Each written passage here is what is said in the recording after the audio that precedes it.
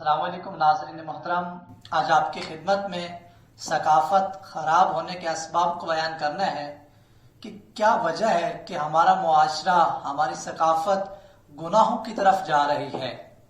سب سے پہلی اس کی علت جہالت ہے۔ جہالت کس بات سے؟ جہالت اللہ تعالیٰ کی معرفت سے، خدا کی معرفت کا نہ ہونا۔ اسی طرح اپنی جو انسان کی خلقت ہے، اس کا جو ہدف ہے اس سے کی جہالت۔ اللہ تعالیٰ نے قرآن مجید میں ارشاد فرمایا ایک جگہ پر کہ ہم نے انسانوں کو اس لیے پیدا کیا ہے تاکہ ہم آزما سکیں کہ کون سب سے بہتر اور اچھا عمل کرتا ہے۔ اور اسی طرح انسان جو گناہوں کے آثار ہیں، جو گناہ کا نتیجہ ہے، جو اس کی سزا ہے، اس سے غفلت کی بنا پر گناہوں میں مبتلا ہوتا ہے۔ بالکل اسی طرح کہ جس طرح ایک عام آدمی کہ جس کو کسی خوراک جو آلودہ ہے، جو خراب ہے، اس کے نقصان کا علم نہیں ہوتا تو وہ اس خوراک کو، غذا کو کھا لیتا ہے۔ لیکن ایک ڈاکٹر کہ جس کو جو خراب غذا ہے، خوراک ہے، اس کے نقصانات کا علم ہے، وہ کبھی بھی اس خراب غذا کو، خراب خوراک کو استعمال نہیں کرتا۔ بالکل اسی طرح اگر ایک انسان کو اگر گناہ کے آثار کا علم ہو جائے تو وہ کبھی بھی گناہ نہیں کرے گا۔ دوسری علت اس کی گناہ کرنے کی یہ ہے، جب ہم اس کو تاریخ میں دیکھتے ہیں تو بہت سارے واقعات ہمیں ملتے ہیں کہ اس نے اپنی جہالت اور نادانی کی وجہ سے، حماقت کی وجہ سے گناہ میں مبتلا ہوا۔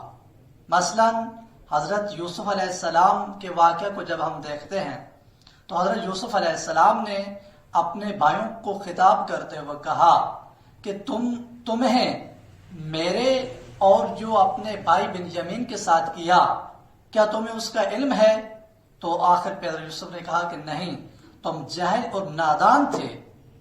جہالت اور انسان کی جو نادانی ہے وہ سبب بنی کہ انہوں نے حضرت یوسف علیہ السلام پر ظلم کیا۔ اور اسی طرح جب ہم دیکھتے ہیں حضرت لوط علیہ السلام کے واقعہ کو تو انہوں نے کیا کیا؟ انہوں نے جو خواتین تھی اس کو چھوڑ دیا اور جو مرد تھے اس کے پیچھے انہوں نے چلنا شروع کر دیا۔ یعنی جو اپنی جنسی شہوت تھی خواتین سے پوری نہیں کرتے تھے، حاصل نہیں کرتے تھے، بلکہ ایک مرد دوسرے مرد کے ذریعے اپنی شہوت کو پورا کرتا تھا۔ تو حضرت لوط علیہ السلام نے اپنی قوم کو خطاب کیا، کہا یہ جو تمہارا کام ہے اس کی علت آپ لوگوں کی جہالت ہے، نادانی ہے۔ اور اس کے علاوہ جو انسان کی دوسری علت ہے گناہ میں مبتلا ہونے کی، وہ ہے غلط اور نادرست قوانین۔ بہت سارے جو ہمارے معاشرے میں اس وقت قوانین لاگو ہیں، کچھ قوانین جو اسلامی معاشرے میں ہیں اور کچھ جو اسلامی معاشرے سے ہٹ کر قوانین ہیں وہ نادرست ہیں۔ اگر ہم اللہ کے جو بنائے ہوئے قوانین ہیں کہ جو اللہ انسان کو مکمل طور پر کہ جس نے جانتا ہے کہ انسان کو کس طرح کی قانون کی ضرورت ہے، اور اللہ نے جو قوانین بنائے ہیں وہ مکمل انسان کی ہدایت کے لیے ہیں، انسان کی بہتری کے لیے ہیں، انسان کی سربلندی اور کامیابی کے لیے ہیں۔ ہم اب جب اللہ کے بنائے ہوئے قوانین کی اطاعت اور پیروی نہیں کریں گے تو گمراہ ہو جائیں گے۔ مثال کے طور پر ہمارے جو قوانین بنائے گئے ہیں کہ جو درست نہیں ہیں، سب سے پہلا قانون اپنی غلط رسم اور رواج۔ اسی طرح اس میں ایک قانون جو عورتوں کی آزادی کا قانون ہے۔ اسلام نے کہا ہے کہ اللہ نے عورتوں کو پردے کا حکم دیا ہے، لیکن اب کیا کوشش کی جا رہی ہے کہ اس قانون کو ختم کر دیا جائے۔ قانون الہی یہ ہے کہ عورت پردہ کرے، جبکہ اب کیا قانون پاس کرنے کی کوشش کی جا رہی ہے کہ عورتوں کو آزادی دی جائے، عورتوں کے اوپر سے پردہ ختم کر دیا جائے۔ اسی طرح جو بعض کنٹری ہیں اس میں یہ قانون ہے کہ انسان اپنی ہمجنس سے شادی کرے، مرد سے شادی کرنے کی اس کو اجازت دے دی گئی ہے، عورت کو عورت سے شادی کرنے کی اجازت دے دی گئی ہے۔ اور اسی طرح یہ جو ایک قانون ہے، یہ جو سسٹم ہے سکولوں کا، لڑکے اور لڑکیوں کی کمبائنڈ تعلیم کا سلسلہ، یہ بھی ایک وجہ بنتی ہے، سبب بنتی ہے کہ انسان گناہ میں مبتلا ہوتا ہے۔ اور اسی طرح بہت سارے اور جو غلط قانون ہیں، ہمیں توجہ کرنی چاہیے، غور و فکر کرنا چاہیے کہ یہ قانون آیا اللہ کے قانون سے کہیں ٹکرا تو نہیں رہا۔ تو جتنے یہ غلط رسم و رواج اور یہ قوانین ہیں، ان کو ختم کرنا ہوگا تاکہ ہمارا کلچر، ہماری ثقافت وہ درست ہو سکے، اس کی ہدایت ہو سکے۔ اور ایک تیسری وجہ حق اور باطل کو ملا دینا۔ آج انسان جہاں پر عزاداری کرتا ہے، جہاں پر مجلس پڑھی جاتی ہے، مجلس اور عزاداری ایک بہت بڑی عبادت ہے، بہت بڑا ثواب ہے، لیکن کیا کیا جا رہا ہے کہ اس کو نماز کے ساتھ ملا دیا جاتا ہے۔ کہا جاتا ہے کہ نماز افضل ہے یا عبادت افضل ہے۔ تو یہ جو چیزیں آپس میں ملا دی جاتی ہیں، ایک کو دوسرے پر فوقیت دینا، دونوں لازم ہیں، دونوں ضروری ہیں۔ عبادت اپنی جگہ ضروری ہے، اللہ کے حکم کی اطاعت کرنا اور نماز پڑھنا یہ اپنی جگہ ضروری ہے۔ تو حق اور باطل کو ہم نہ ملائیں۔ اگر ہم حق اور باطل کو ملا دیں گے تو یہ سبب بنے گا کہ ہم گمراہ ہوں، ہم گناہوں میں مبتلا ہو جائیں۔ اور اسی طرح امام علی علیہ السلام کا بھی فرمان ہے کہ اگر لوگ حق اور باطل کو نہ ملائیں تو بہت سارے لوگ ہدایت پر آ جائیں گے، دین کو سمجھ سکیں گے، اور جو دشمن ہے وہ اسلام کے خلاف باتیں نہیں کرے گا۔ ایک چوتھا سبب اس کا یہ ہے کہ انسان گمراہ کرنے والی گفتگو کو سنتا ہے، اور اسی طرح جو گمراہ کرنے والی کتابیں ہیں ان کا جو مطالعہ ہے وہ سبب بنتا ہے کہ انسان گناہ میں مبتلا ہوتا ہے، انسان کا جو عقیدہ ہے وہ خراب ہو جاتا ہے۔ تو کوشش یہ کرنی چاہیے کہ ہمیشہ ان کتابوں کا مطالعہ کریں کہ جو ہمیں صحیح راستے کی نشاندہی کریں۔ ہمیشہ ہم ان علماء کی گفتگو کریں، ہم ان لوگوں کی گفتگو کو سنیں کہ جو ہمیں اللہ سے قریب کریں، جو ہمیں اہل بیت سے قریب کریں، جو ہمیں قرآن سے قریب کریں۔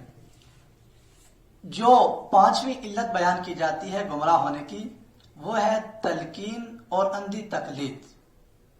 انسان جو بعض اوقات نصیحت کرتا ہے، اس کو بارے میں حضرت محمد مصطفیٰ صلی اللہ علیہ وآلہ وسلم ارشاد فرماتے ہیں کہ یہ جو آپ تلقین کر رہے ہیں کسی کو، یہ جو آپ نصیحت کر رہے ہیں، اس کے لیے جھوٹا شخص ہے، تو اس کو جھوٹے جو راستہ ہے اس کے ذریعے سے نصیحت نہ کریں۔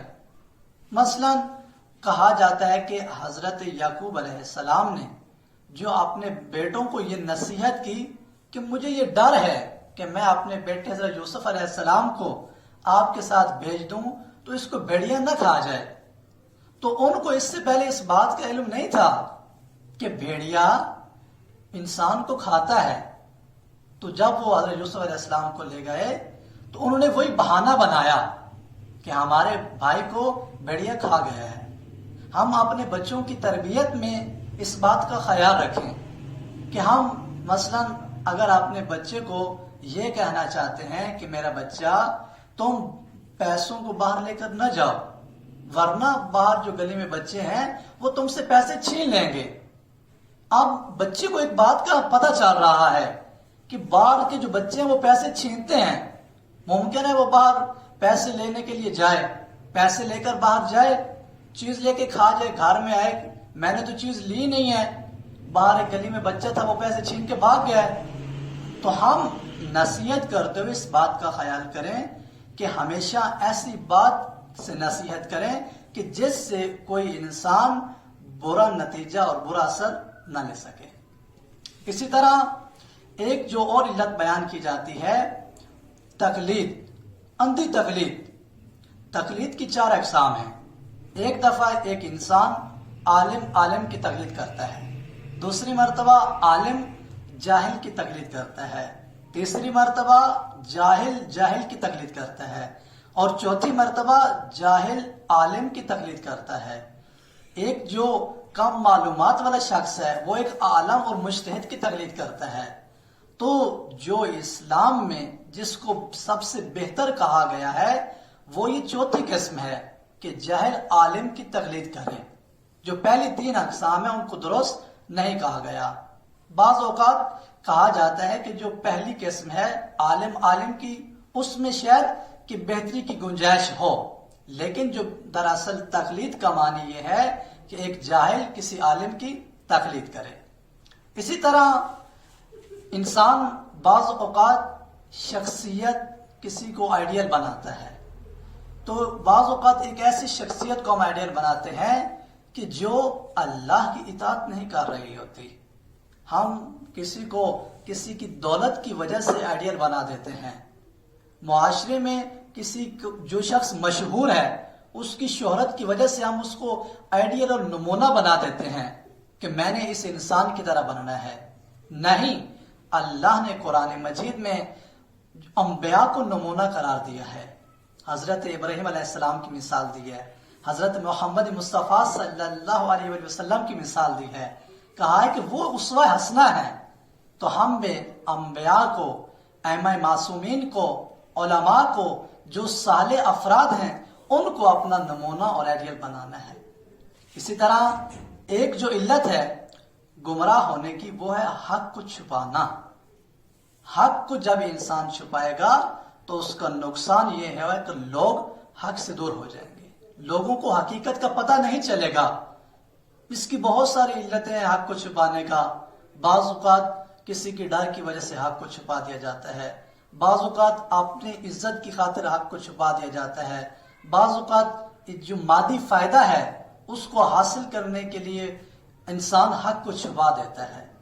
تو ہمیں یہ کوشش کرنی ہے کہ یہ جتنے بھی اسباب ہیں کہ جو ہماری ثقافت کو، ہمارے کلچر کو خراب کرتے ہیں، ہمارے معاشرے کو تباہی کی طرف لے کے جا رہے ہیں، ان سب سے ہمیں بچنا ہے تاکہ ہمارا معاشرہ، ہماری کلچر یہ بالکل جو اللہ نے کہا ہے اس طرح نمونہ اور آئیڈیل بن سکے۔ دعا ہے کہ اللہ تعالی ہم سب کو اپنی اطاعت اور بندگی کرنے کی توفیق عطا فرمائے۔ والسلام علیکم ورحمۃ اللہ وبرکاتہ۔